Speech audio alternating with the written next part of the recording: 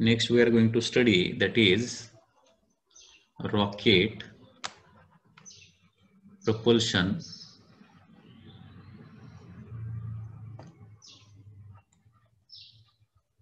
Problem. म्हणजे rocket propulsion problem कशा पद्धतीने असतो आणि कसा सॉल्व्ह करायचा हे आपण आता बघणार आहे. रॉकेट प्रपोल्शन म्हणजे तुम्हाला माहिती आहे, रॉकेटच्या साहाय्याने आपण काय करतो, सॅटेलाइटला लॉन्च करतो. लक्षात घ्या, with the help of rocket सॅटेलाइटला आपण काय करतो, पर्टिक्युलर ऑर्बिटमध्ये नेऊन बसवतो. ठीक आहे. आता रॉकेट म्हणजे थोडक्यात काय असणार आहे, साधारणपणे रॉकेट जे आहे ते या पद्धतीने असणार आहे. रॉकेटच्या आतमध्ये काय बसवलेलं असतं, रॉकेटच्या आतमध्ये काय असतं, फ्युएल असतं. आणि फ्युएल बर्न केल्यानंतर काय होतात, हाय व्हेलॉसिटीनं गॅसेस खाली बाहेर पडणार आहेत. ओके, फ्युएल बर्न केल्यानंतर काय होतं, gases are emitted from the bottom side. आणि हे हाय व्हेलॉसिटीनं गॅसेस बाहेर पडल्यानंतर काय होणार आहे, रॉकेट जे आहे ते काय होणार, वर जायला लागणार आहे. आता रॉकेट प्रोपल्शनचे फॉर्म्युले जे आहेत ते न्यूटनचा सेकंड लॉ वापरून येतात, परंतु रॉकेट प्रपल्शन जे आहे ते कशामुळे होते असा जर क्वेश्चन आला तर त्याचा आन्सर काय येणार आहे, rocket propulsion is due to law of conservation of linear momentum and Newton's third law. रॉकेटचं जे प्रपल्शन होतंय, म्हणजे रॉकेट जे वर सरकतं, वर जातं, स्पेसमध्ये ट्रॅव्हल करतं, हे कुठल्या लॉ मुळे होतं, तर त्याचं करेक्ट आन्सर येणार आहे by Newton's third law. Okay, rocket propulsion is possible due to Newton's third law किंवा law of conservation of linear momentum. Okay, हे लक्षात ठेवायचं इथं. Rocket propulsion is due to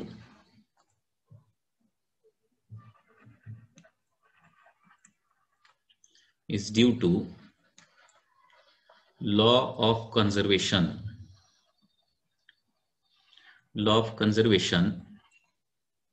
of linear momentum. Law of conservation of linear momentum मुळे rocket propulsion होतंय, और by Newton's third law.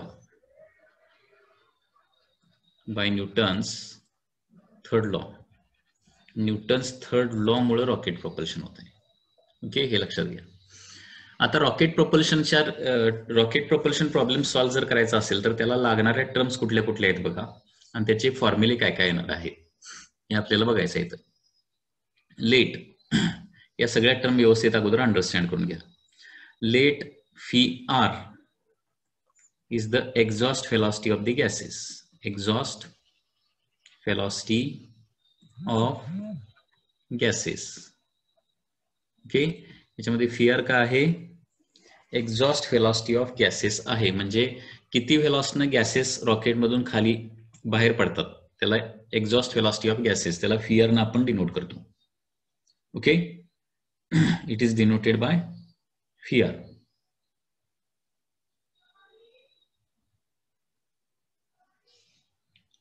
Next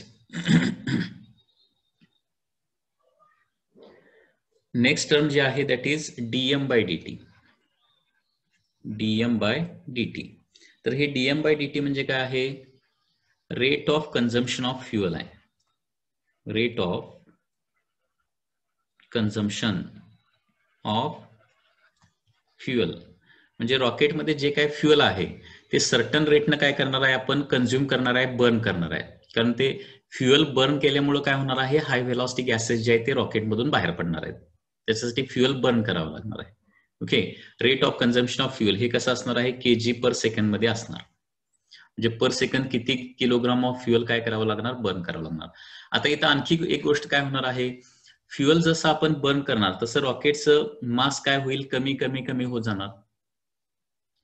कारण लक्षात घ्या, रॉकेटचं जेवढं मास असतं ना त्याच्या कितीतरी पट त्या फ्युएलचंच मास असतं, कारण त्या रॉकेटला लार्ज डिस्टन्स ट्रॅव्हल करायचं असतं.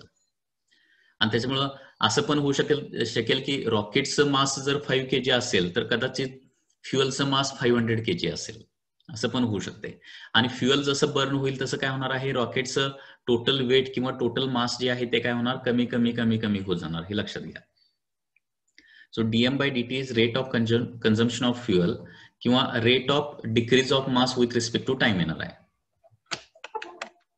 Okay, that is dm by dt. त्याच्यानंतर next next is the M naught. M naught म्हणजे काय? Total mass of rocket and fuel.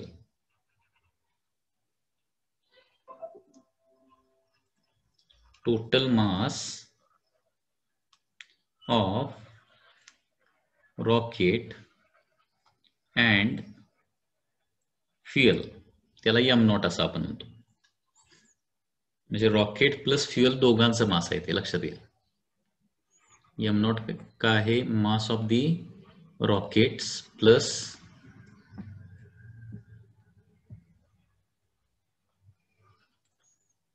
काय असणार आहे? मास ऑफ द फ्युएल असणार आहे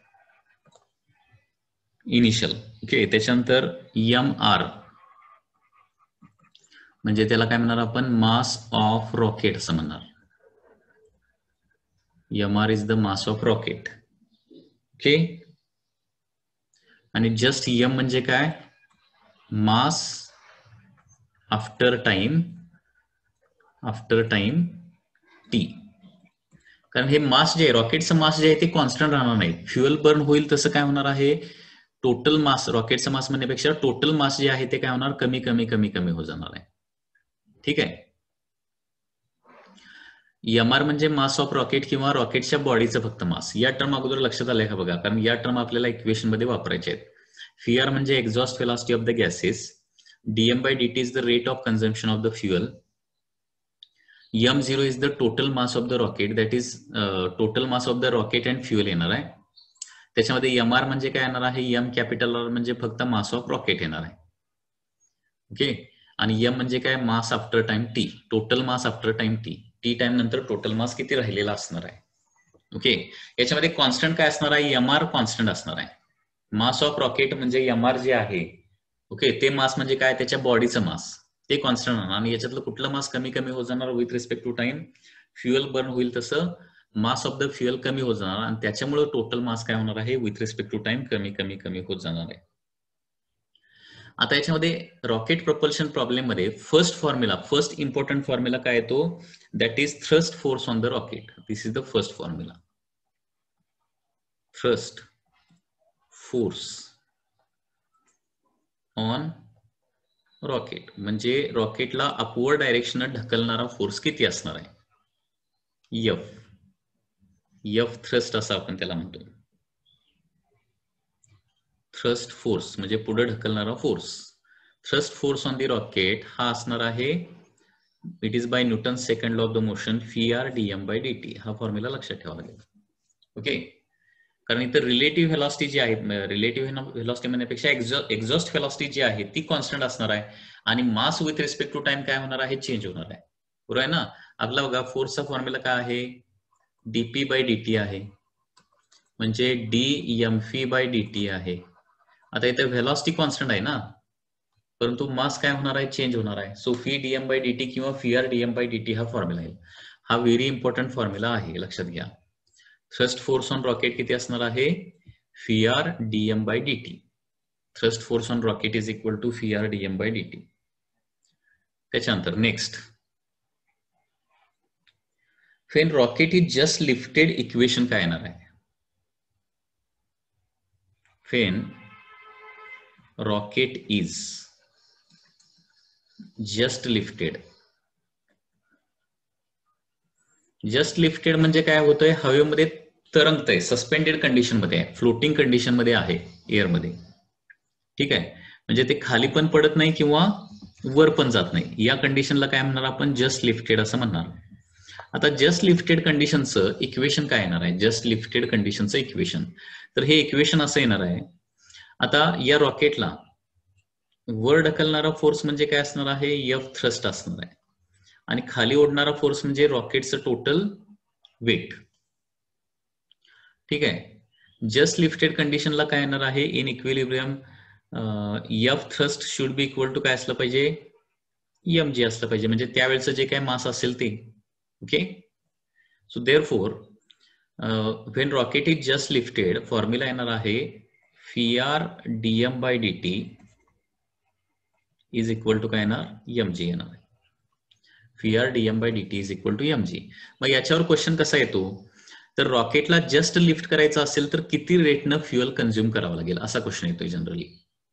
क्वेश्चन काय असणार बघा, ही सगळी इन्फॉर्मेशन तुम्हाला दिलेली असणार आणि क्वेश्चन काय असणार आहे, रॉकेटला जस्ट लिफ्ट करण्यासाठी किती रेटनं फ्युएल कंझ्युम करावं लागणार आहे. ओके, तर त्याचा आन्सर काय येणार आहे, dm/dt is equal to mg/vr येणार.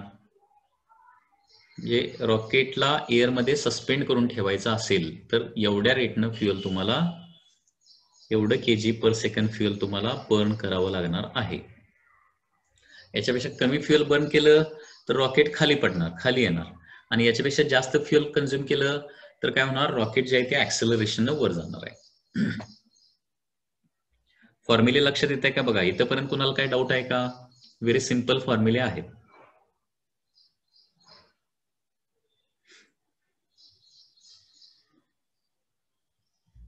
Any doubt up to this?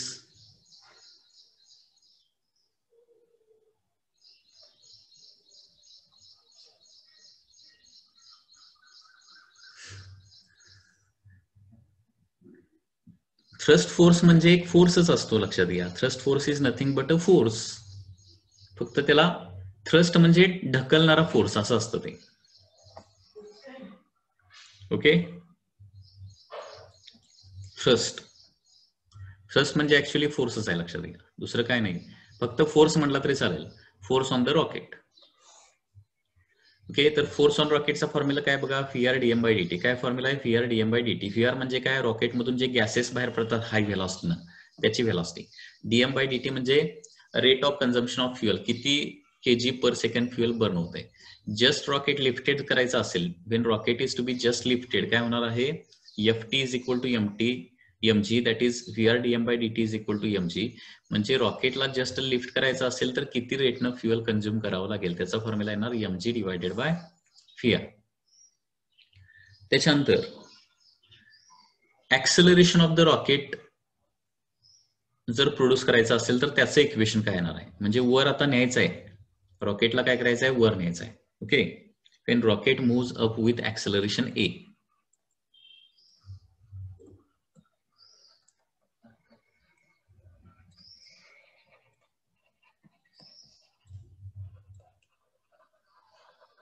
Acceleration a acceleration रॉकेटला जर वर जायचा असेल तर याची डायग्रॅम म्हणजे फ्री बॉडी डायग्रॅम कशी येणार बघा. नेहमीप्रमाणे रॉकेटला खाली ओढणारा फोर्स म्हणजे काय असणार आहे, mg, आणि वर ढकलणारा फोर्स म्हणजे थ्रस्ट फोर्स ft, आणि ह्या ऍक्सेलरेशन a न वर जायला पाहिजे. आता वर जर जायचं असेल तर कुठला फोर्स जास्त पाहिजे, थ्रस्ट फोर्स जास्त पाहिजे का mg जास्त पाहिजे, थ्रस्ट फोर्स जास्त पाहिजे ना. सो आपण असं लिहू शकतो, ए ऍक्सेलरेशन वर जायचं असेल तर इक्वेशन असं येणार आहे, thrust force should be greater than mg आणि thrust force minus mg should be equal to काय येणार आहे, मास इंटू ऍक्सेलरेशन. ओके, कारण नेट फोर्स बरोबर मास इंटू ऍक्सेलरेशन असतं ना. सो दॅट इज कितीचा थ्रस्ट फोर्स लागणार आहे माहिती, आता mg राईट हँड साइडला नेलं तर m in bracket g plus a येणार, m in bracket mg plus ma होणार ना, m in bracket g plus a. म्हणजे जस्ट सस्पेंड करायचं असेल तर फॉर्म्युला काय होता, Vr dm/dt is equal to mg, आणि a ऍक्सेलरेशन वर न्यायचं असेल तर फॉर्म्युला काय येणार आहे, Vr dm/dt is equal to m in bracket g plus a. हा फॉर्म्युला येतोय बघा. काय सांगितलं लक्षात येते का बघा, रॉकेटला जस्ट लिफ्ट करायचं असेल, वर पण जायचं नाही खाली पण पडायचं नसेल तर Vr dm/dt is equal to just mg येणार आहे. आणि जर ऍक्सेलरेशन a न वर जायचं असेल तर फॉर्म्युला काय येतो, Vr dm/dt हा जास्त असला पाहिजे, mg पेक्षा जास्त असला पाहिजे. म्हणजे किती असला पाहिजे, Vr dm/dt should be equal to m in bracket g plus a असला पाहिजे, तरच ते काय होणार आहे, रॉकेट ए ऍक्सेलरेशन वर जाणार. मग पुन्हा एकदा याच्यावर क्वेश्चन कसा असतो, तर how much quantity of fuel is to be burn so as to move the rocket with acceleration A. Okay, असा क्वेश्चन याच्यावर असणार आहे, म्हणजे पर सेकंड किती रेटनं फ्युएल कंझ्युम करावं लागेल जेणेकरून ते ए ऍक्सेलरेशन रॉकेट वर जाईल. याच्यामध्ये कुणाला काय डाऊट आहे का बघा, विचारा. याचे क्वेश्चन्स आपण नंतर बघणार आहे, परंतु सुरुवातीला सगळे इक्वेशन्स बघूया.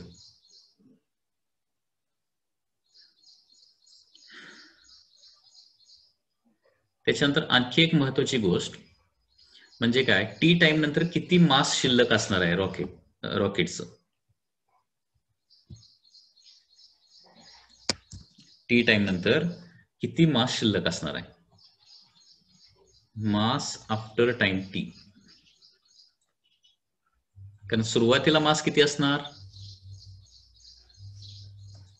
m0 असणार, कारण पूर्ण फ्युएल पूर्ण रॉकेट असणार ना सगळं सुरुवातीला. आणि टी टाइम नंतर काय झालेलं असणार आहे, काही फ्युएल तिथं जळलेलं असणार आहे, कमी झालेलं असणार आहे. ओके, सो मास आफ्टर टाइम टी कसं काढता येईल, मास आफ्टर टाइम टी म्हणजे स्मॉल m. कारण काही वेळेला काय विचारतात, टी टाइम नंतरचं ऍक्सेलरेशन विचारतात. पण टी टाइम नंतरचं ऍक्सेलरेशन काढण्यासाठी अगोदर मास काढायला पाहिजे ना, त्या टाइमला किती मास शिल्लक आहे ते काढायला पाहिजे आणि मग हा फॉर्म्युला वापरायला पाहिजे. सो मास आफ्टर टाइम टी म्हणजे सुरुवातीचं मास m0 मायनस काय होणार आहे, dm/dt इंटू टी येणार आहे. लक्षात आलं का फॉर्म्युला कसा आला तो. सुरुवातीचा मास m0 असणार आहे, त्याच्यामध्ये कमी होणार, किती मास कमी होणार, dm/dt इंटू टी एवढं मास कमी होणार आहे. Okay, dm/dt. आणि इथं लक्षात घ्या, मास चेंज झाल्यामुळे व्हेलॉसिटी काय होणार आहे, चेंज होणार, वाढत जाणार. लक्षात घ्या व्हेलॉसिटी. लक्षात येत आहे.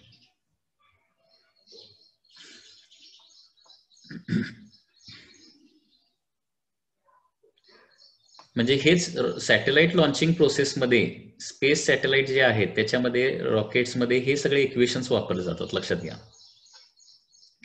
हे बघा, सिंपल एक्झाम्पल आहे. समजा एक्झाम्पल देतो इथं, dm/dt समजा काय असेल, 2 kg पर सेकंद असेल. म्हणजे आपण फ्युएल कसं कंझ्युम करायला लागलोय, सेकंदाला 2 किलो पर सेकंड 2 kg फ्युएल काय करतोय आपण, बर्न करतोय. ओके, इनिशियल मास आहे सपोज 500 kg. इनिशियल मास किती आहे सपोज, टोटल रॉकेटचं आणि फ्युएलचं 500 kg.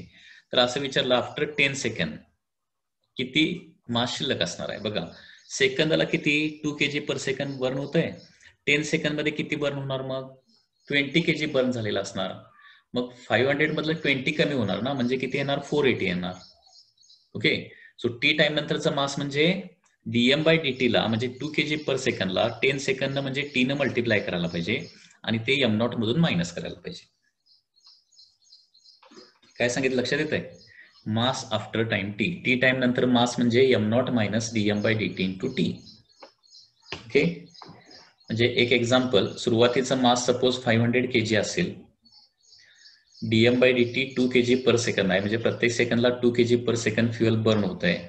ओके, तर आफ्टर 10 सेकंड किती मास शिल्लक असणार आहे, पर सेकंड 2 kg म्हणजे 10 सेकंड म्हणजे 20 kg फ्युएल बर्न झालेला असणार आहे.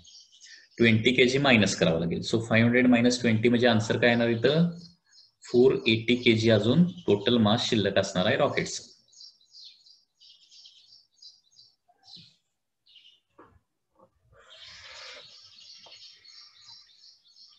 So this is the formula for mass after time t, m0 minus dm/dt into t. म्हणजे लक्षात घ्या, dm/dt into t म्हणजे काय, कमी झालेला मास, हे लक्षात ठेवायचं. dm/dt into time. त्याच्यानंतर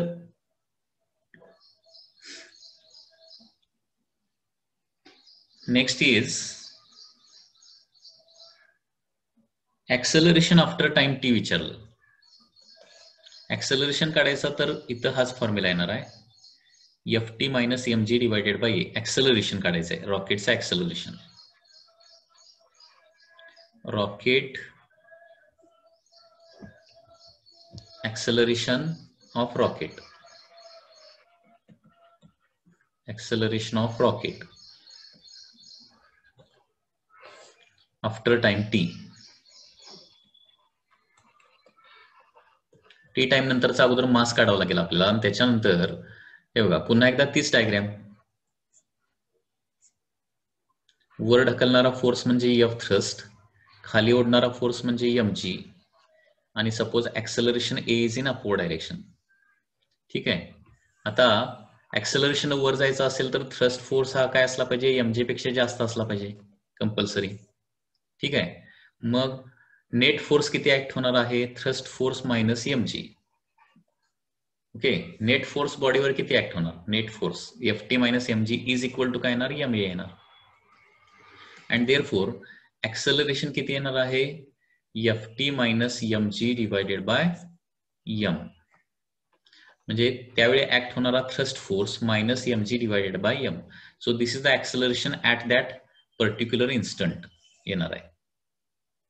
ओके. थ्रस्ट फोर्स तर आपण नेहमीप्रमाणे कुठल्या फॉर्म्युल्याने काढणार, Vr dm bye dt minus mg, okay, divided by m. So this is the formula for acceleration at any time t. त्याच्यानंतर टी टाइम नंतरच्या व्हेलॉसिटीचा फॉर्म्युला काय येणार तो काढूया. टी टाइम नंतरच्या व्हेलॉसिटीचा फॉर्म्युला. आता या फॉर्म्युल्याला काय आहे, डेरिवेशन आहे. ते डेरिवेशन मी काय करत नाही आता, इथे डायरेक्टली फॉर्म्युला लिहून देतो. हा फॉर्म्युला तुम्हाला पाठच करावा लागेल. Okay. Velocity of rocket after time T म्हणजे एका कॉन्स्टंट रेटनं आपण फ्युएल बर्न केलं, डीएम बाय डीटी एका कॉन्स्टंट रेटनं आपण फ्युएल बर्न केलं आणि रॉकेट वर कंटिन्युअसली जात असेल तर मास कमी होईल, फोर्स तर तेवढाच कंटिन्युअसली ऍक्ट होणार, अपवर्ड फोर्स.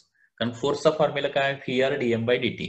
Vr कॉन्स्टंट असणार, कॉन्स्टंट रेटनं आपण फ्युएल बर्न करायला लावलंय तर फोर्स कॉन्स्टंट असणार आहे. परंतु फ्युएल बर्न होईल तसं रॉकेटचा मास कमी कमी कमी होत जाणार, त्याच्यामुळे व्हेलॉसिटी काय होणार, कंटिन्युअसली वाढत वाढत वाढत जाणार आहे. So velocity of rocket after time टीचा फॉर्म्युला काय येतो बघा, after time T. Okay. So this is final velocity after time T. T time नंतरची फायनल व्हेलॉसिटी. फॉर्म्युला आहे u minus gt plus Vr ln m not by m. हा फॉर्म्युला पाठ करावा लागेल. ऍक्च्युली u मायनस जीटी हे काय, first kinematic equation आहे ना, V is equal to u minus u plus A T, त्याच्यानुसार u minus G T, V is equal to u minus G T. आणि त्याच्या पुढची टर्म जी आहे ती एक्स्ट्रा आहे, ती फक्त आपल्याला लक्षात ठेवावं लागेल. फर्स्ट कायनेमॅटिक इक्वेशन लक्षात ठेवायचं आणि त्याच्यामध्ये तिसरी टर्म ऍड करायची, Vr ln m not by m. आता याच्यामध्ये सगळ्या बघा, u म्हणजे काय, initial velocity of the rocket.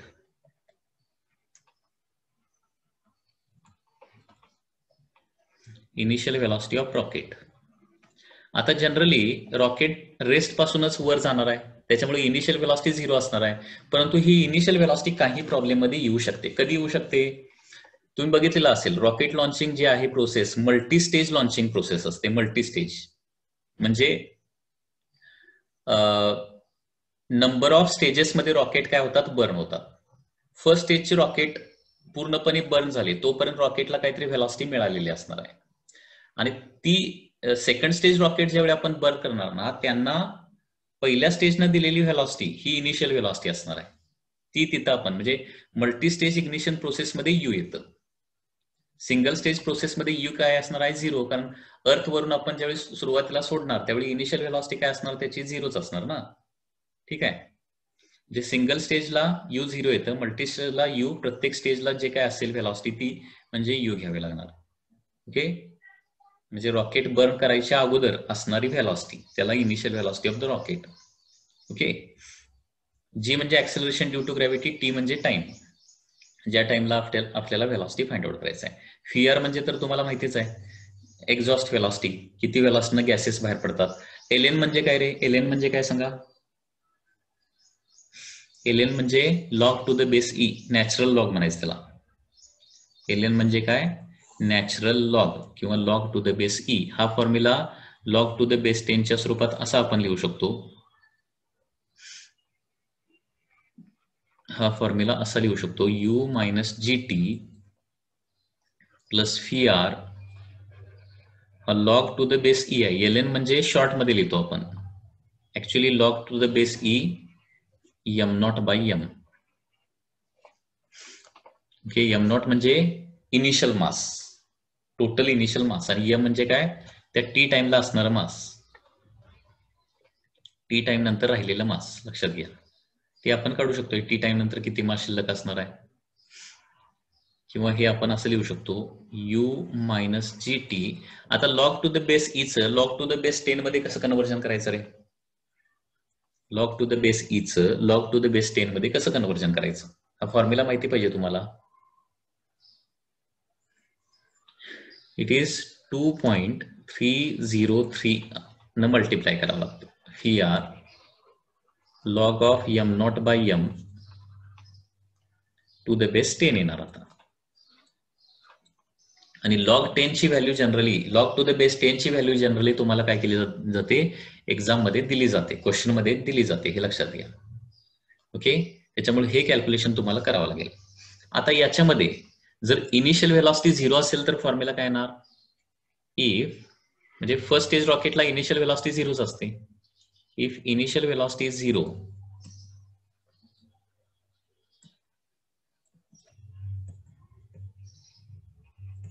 तर टी टाइम नंतरची फायनल व्हेलॉसिटी येणार मायनस जी टी, कारण यू 0 येणार ना, plus V R L N M not by M.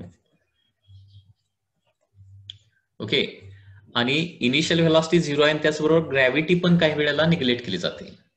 समजा ग्रॅव्हिटी फ्री स्पेस मध्ये रॉकेट आहे, ग्रॅव्हिटी नाहीच आहे तिथं, तर टी टाइम नंतर व्हेलॉसिटी किती येणार स्पेस मध्ये रॉकेट सपोज असेल तर. इफ इनिशियल व्हेलॉसिटी 0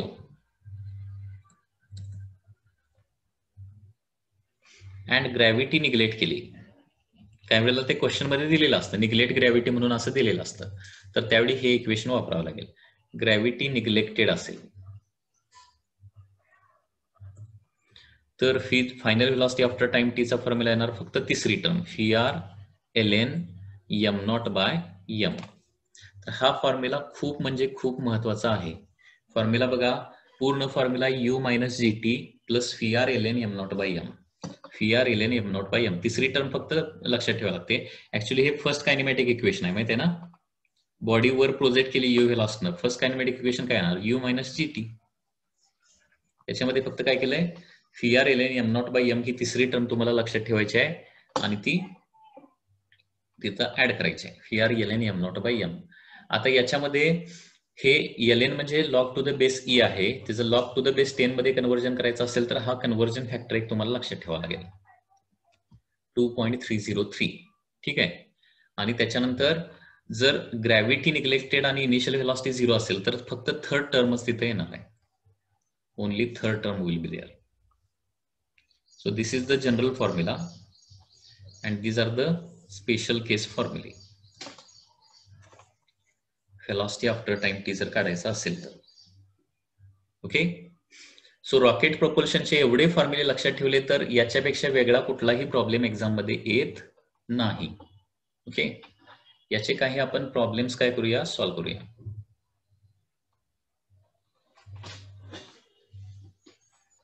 म्हणजे तुम्हाला लक्षात येईल.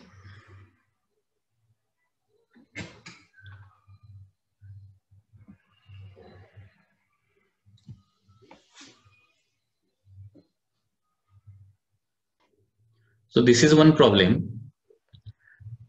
प्रॉब्लेम मध्ये काय दिलंय बघा, rocket has a weight of 50 kg.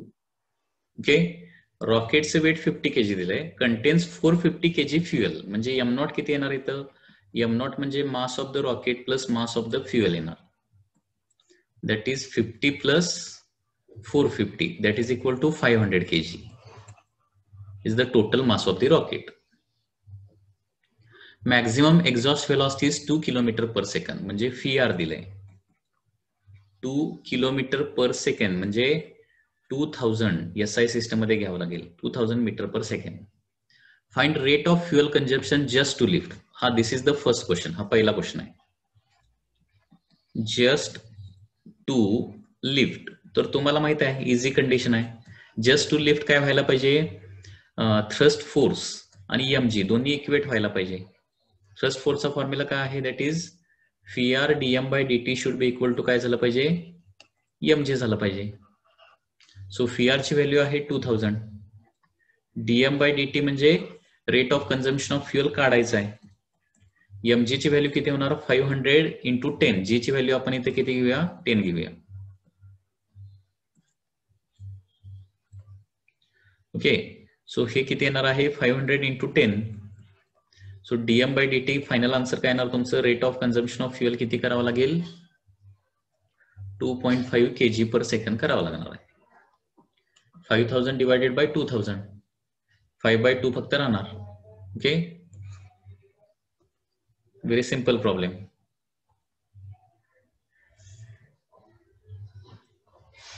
Next, second problem. Rate of consumption of fuel to produce, आता जस्ट टू लिफ्ट झाल्यानंतर rate of consumption of fuel to produce acceleration of 20 metre per second square. 20 metre per second स्क्वेअरचा acceleration produce करायचं आहे. To have acceleration 20 metre per second square. Equation तुम्हाला लिहिता आलं पाहिजे बघा. अपवर्ड थ्रस्ट फोर्स, ही डायग्रॅम लक्षात ठेवा नेहमी. डायग्रॅम लक्षात राहिले की सगळे फॉर्म्युले लक्षात राहतात. डाऊनवर्ड फोर्स mg, ए ऍक्सेलरेशन वर जायचं आहे, मग थ्रस्ट फोर्स जास्त असला पाहिजे, mg कमी असला पाहिजे, तरच हे पॉसिबल आहे. आणि त्याच्यामुळे फॉर्म्युला येणार thrust force minus mg is equal to ma, किंवा thrust force is equal to काय येणार, m in bracket g plus A येणार. आता इथं बघा, आता थ्रस्ट फोर्स म्हणजे Vr dm bye dt is equal to m in bracket g plus A. आता g प्लस ए ची व्हॅल्यू किती येणार बघा, g आहे 10 आणि ऍक्सेलरेशन 20, म्हणजे 500 इंटू मास किती आहे, टोटल मास तर 500 आणि acceleration, total acceleration g plus A ची व्हॅल्यू 30 येणार आहे तिथं. And therefore dm bye dt किती येणार मग आता, dm बाय dt इज 15/2 येणार, म्हणजे 7.5 kg पर सेकंड. म्हणजे 20 मीटर पर सेकंड स्क्वेअर या ऍक्सेलरेशन वर जायचं असेल तर 7.5 kg per second fuel burn करावं लागणार. यालाच रॉकेट सायन्स म्हणायचं. त्याच्यानंतर what will be the speed, what will be the speed if rate of consumption of fuel 10 kg per second after whole fuel is consumed. म्हणजे final velocity काढायची आहे, final velocity. Okay, final velocity ज्यावेळी पूर्ण fuel consume झालेला असणार त्यावेळी final velocity काय असणार आहे.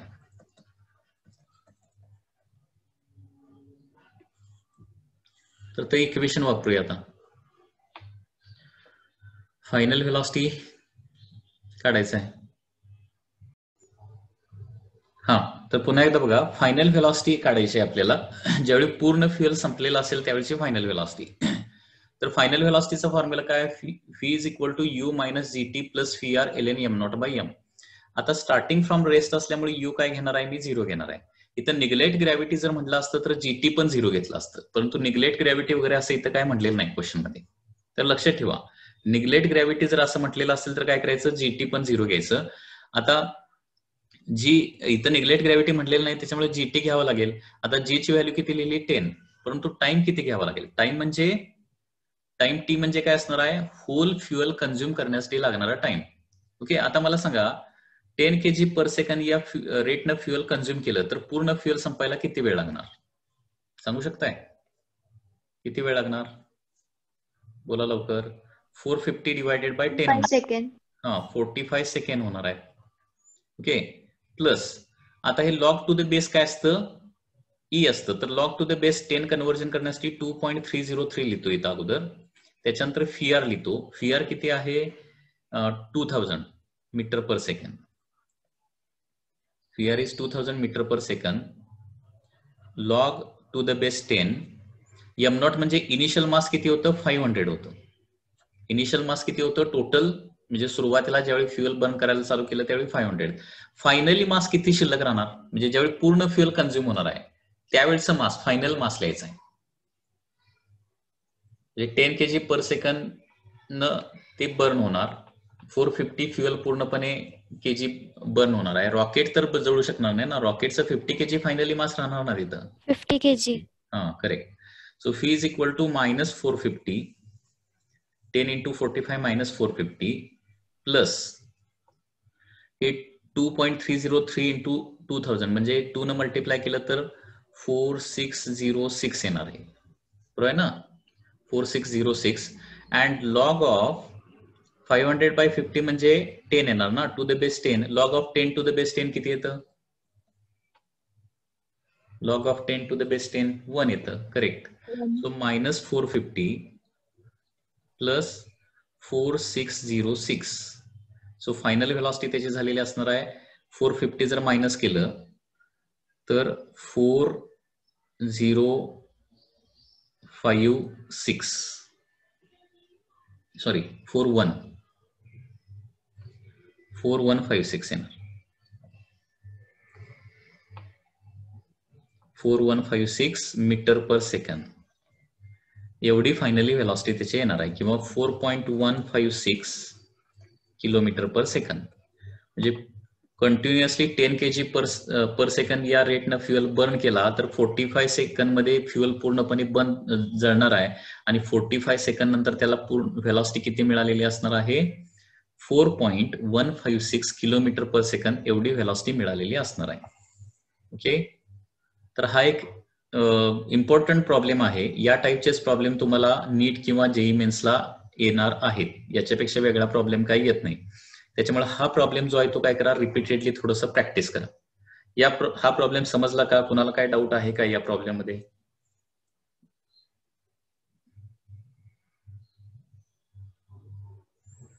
हे 50 एम ची व्हॅल्यू 50 कशी आली हे बघा. क्वेश्चन मध्ये काय सांगितलंय की होल फ्युएल कन्झ्युम झालेला आहे, त्यावेळेची व्हेलॉसिटी काढायची आहे. होल फ्युएल कन्झ्युम झाल्यानंतर, होल फ्युएल कन्झ्युम होणार म्हणजे किती फ्युएल? 450 कन्झ्युम होणार ना कम्प्लिटली. टोटल मास किती आहे? 500 मधलं 450 गेलं तर 50 राहणार ना. म्हणजे पूर्ण फ्युएल जळल्यानंतर फक्त रॉकेटचं मास शिल्लक राहणार, म्हणजे 50 kg फक्त फायनली शिल्लक राहणार. एम म्हणजे फायनल मास, लक्षात घ्या.